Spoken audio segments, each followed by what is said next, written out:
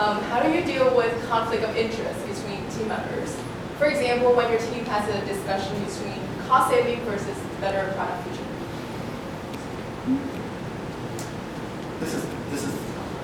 This is definitely a management issue. Okay, that goes back to my discussion on OKR versus KPI. Yeah, we don't have enough time to talk everything about OKR, but OKRs are objective key results, right? The key thing is to identify your objective. It's not to, KPI is like, I need to produce 5,000 widgets this month and sell it. That doesn't make the company better. The objective of the company should be to cultivate customers or something like that. So,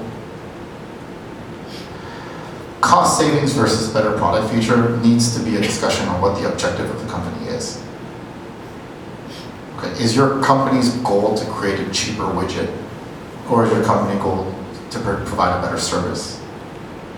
In WeMo's case, whenever we reach that crossroad, it's always to build a better service, because we know by definition our company is a service company. And that's definitely very, very different from my manufacturing background. Right? My goal is always to look at the BOM and see how we can cost down by 5%, so we can make 3%. Okay, so conflict of interest. So let me go back to that. I think conflict in a team is good. That conflicts with Taiwanese beliefs of everyone just sitting there and not saying anything and waiting for your manager to tell you what to do. But conflict in a team is good. I think it's good that ops is arguing with marketing, fighting with them over resources, because that's how a healthy company operates. Right? I mean, you have to control the fighting. Throwing punches and things like that. No.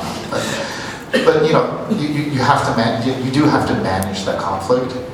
But if your objective is clear, then managing that shouldn't be that difficult. And if it's not clear enough, you need to go back and redefine your objective. Next one. Oh, this is similar to the question that we just had earlier. What's the best way to make sure people don't burn out but still get to work with each other when it comes to distributed team? I think I would reiterate what I said earlier about having a purpose for what you do, right? Especially, burnout. I know what I experienced were the incessant, lack of awareness of, wow, it's 11 p.m. at night and I got to sit on a conference call for 2 hours. Not that it would have been okay if it happened every once in a while, but it was just a lack of awareness from the people involved, right? So I think you have to really be cautious for making sure you understand the purpose of, be very conscious about why you're doing things, right? If you really got to have a conference call at 11 o'clock at night, and there's a very good purpose for it, there's only, this person can only be here at this time, and we need, Kevin has to be in there because he's got to make a decision for it, fine. But if it's, well, let's just schedule it, and yeah, the Taiwan guys will get over it, they always stay up late, right? I think that's why you get the bottom part, right? Where people get burned out because it's just a constant flow of, they're not sure why they're there, and it's 11, why am I sitting here? I'm playing a game while I'm, doing this thing. They will burn out after that. So I think it's around having a purpose for the things that you do. As a senior engineer, what should I do to understand the product from design or UX standpoint to make engineering decisions?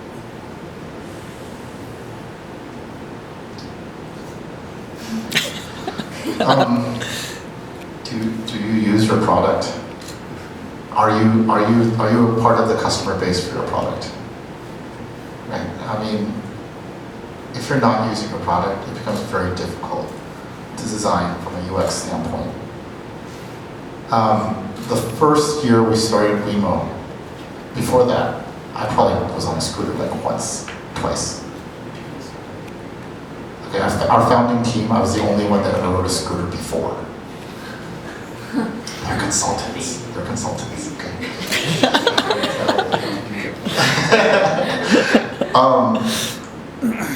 So my first goal, my first objective was to understand the scooter culture in Taiwan. So I set a goal for myself. I am going to ride a scooter to as many events or things as I can humanly possibly do and safely do. I have rode in a typhoon just to try it, just to understand why people ride in typhoons.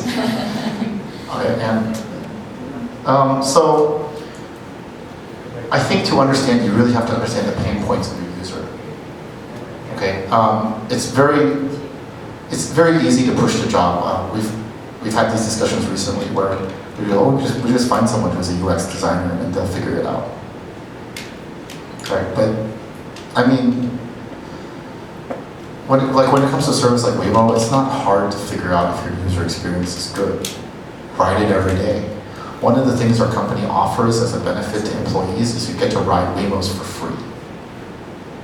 So your transportation is taken care of anywhere in the city, and the reason for that is so you can use it, so you can understand where the pain points are.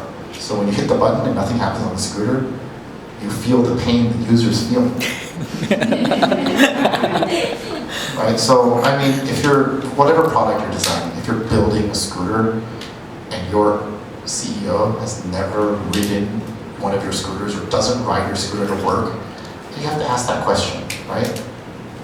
Why are you not riding our service? Why are you taking an Uber everywhere you go? Okay, me and Jeffrey go everywhere on WeMo, right? But I mean, if all we did all day was, call Uber Blacks everywhere, you have to ask a question: why didn't we start an Uber competitor then to do WeMo? Okay, so I would say if you can't even sell yourself on the service, there's a problem.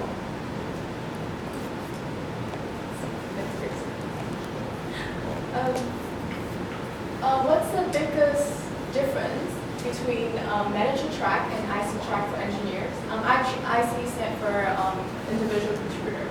What do you think is the pivot point in transitioning from an IC into a manager position?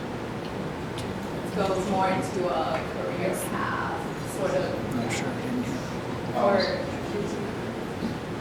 Individual contributor. Go ahead. I think part of it's choice. The worst thing you can do as a manager is elevate someone who's not suitable to be a manager, because then you're stuck. You had a perfectly good employee that you just put in a job he's not suitable for. So you have two choices: you either fire him or you demote him.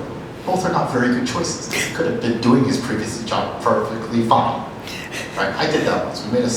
We made our front desk person into our warehouse manager. Kind of seems like a big leap, but you have boxes, count them. It's not very hard, right? Apparently, it's much harder than that. Okay, so I know, right? It's like you have boxes, 5 boxes, 5 of them there. There's 5 of them in the morning. In the afternoon, there's 4. What happened to the box? This is not an easy thing to figure out. Okay. So I would say, again, if you're going to decide, I think first the person has to realize that they want to be a manager. You can give them the idea. You can give them the idea a year ahead of time, 2 years ahead of time. You can tell them that I think you're still will be a manager, maybe because your EI could be really high. You know how to communicate with the team. You're naturally a leader. Okay, so that's part of it. There are people who are good managers that don't want to be a manager. Okay, managing people is exhausting, and don't put them in that position. Okay, if they like to do engineering, if you love engineering, like you like the late nights of coding, don't be a manager. Okay? What happens when you're a manager, instead of 2 o'clock in the morning coding, is 2 o'clock in the morning doing a one-on-one. Okay, so that, I think that pretty much, that's the way I see it. Okay, if you're willing to do a one-on-one at 2 o'clock in the morning, you're perfect for a manager job. Okay, so. Yeah, I think the biggest difference, well, there's two aspects to it for me. One is time, the time component. So as an individual contributor, whether you're an engineer or anything else, the things that you do are very tangible. And you can touch them and feel them, and they have deadlines and dates and what have you, and it's usually days and weeks. And with a manager, it's months and years, and you rarely can put your finger on anything that you actually right, or produced, because it's like smoke and mirrors a lot of times. Now, that being said, from just a practical standpoint, that's a pretty stark difference. For me, the difference between being an individual contributor or a manager was I switched from caring about the thing to caring about the who. So I went from being focused on, I gotta write this algorithm to make this line appear really fast on the screen, and until I solve it, I'm not gonna sleep well, to I wonder what the next step in this person's career evolution is gonna be and how can I enable it, right? And so I think your scope goes from being quite focused and fairly narrow in many cases to being extremely wide and very fluid and hard to put your arms around and terribly frustrating and very not rewarding sometimes. But the victories are much, much bigger in my estimation, for me personally. I had some big victories as an engineer, you know, patents and junk like that, which I thought were pretty cool. But there's nothing greater than seeing somebody else excel, right? That you've either had a hand in or you've got to witness and watch. I mean, that's a really rewarding experience. So that's kind of my perspective on it.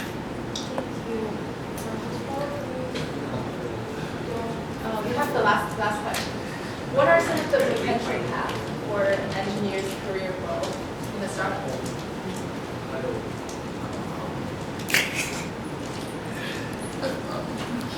I know he's got a better answer for this. I want to just say one thing about This is the last question. Let's close it. Yeah, I want to. So we can end with Jay. But the thing that sort of struck me on this is potential path for an engineer.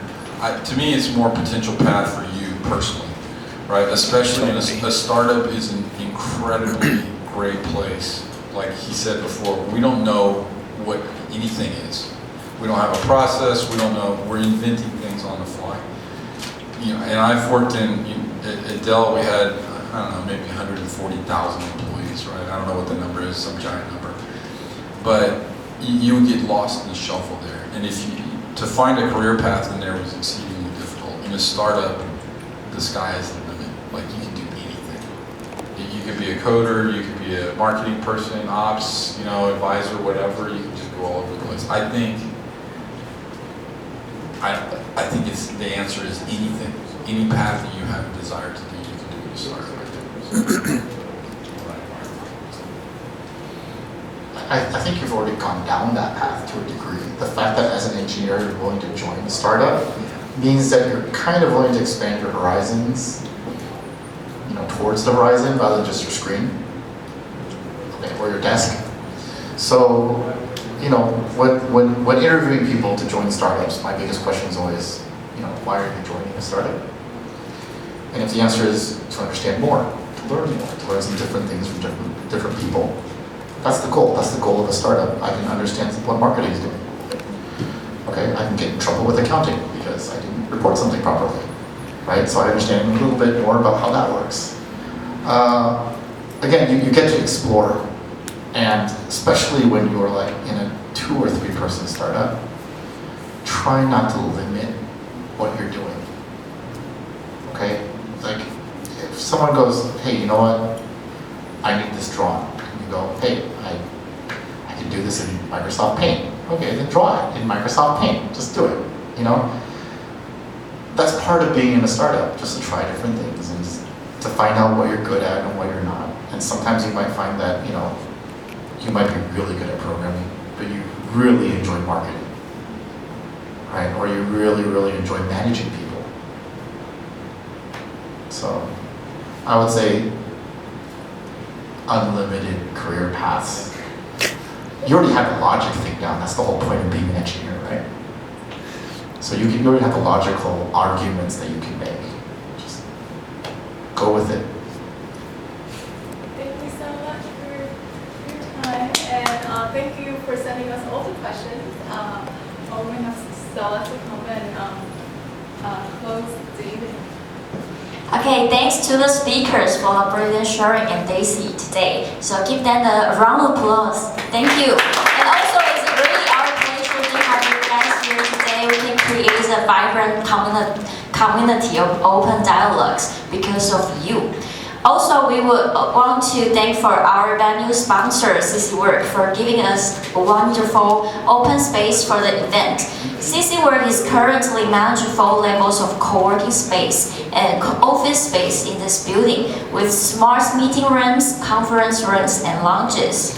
For more information, you can find it through the link on our Facebook page. So hope to see you again soon in upcoming Soda Series event. The rest of evening will be social networking and after party. So please don't be shy to get to know people here who love to share their own philosophy of the world. And I know you are very excited to get to know people here. But we need to take a picture first. So let's take a group picture right now. Okay, thank you.